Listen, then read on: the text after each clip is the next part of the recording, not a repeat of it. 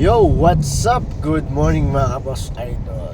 So, marami ko narinig ngayon tungkol sa pairing ni InDrive.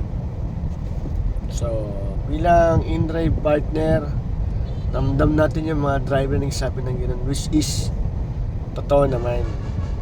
So, si InDrive naman po mga kaboss idol ay gumagawa ng paraan para maayos yung pair natin. So, like the same ng mga ibang apps o Grab, nagpasimula pa lang, syempre nag-a-adjust pa si InDrive. So kumuha ko ng mga isang booking, same pick up, same drop location, then pinag-compare ko yung pair nila. So eto yon, makikita nyo kung gaano kalaki ang difference.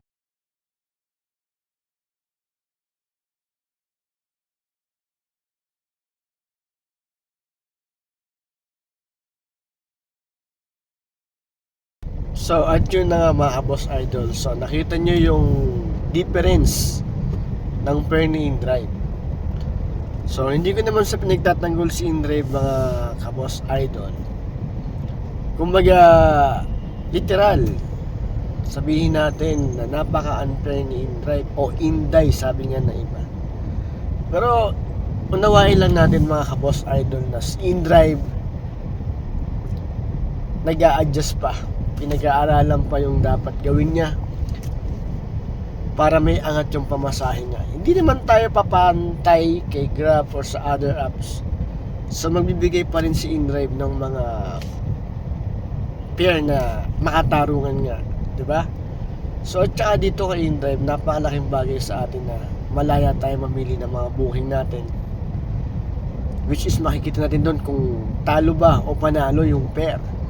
So nasa atin na rin mga driver yan kung paano natin titimbangin, kung paano natin diskartehan yung mga booking o pair ni InDrive. So sana sa mini vlog na to nakita ng kapwa ko driver, nakita ni InDrive management yung diferensya. So hopefully magagawa ng paraan InDrive yan. So paano RS sa mga nasa biyahe dyan ha, laging tatandaan, ride safe kasi may pamilyang nag-aantay sa atin. So, thank you and God bless.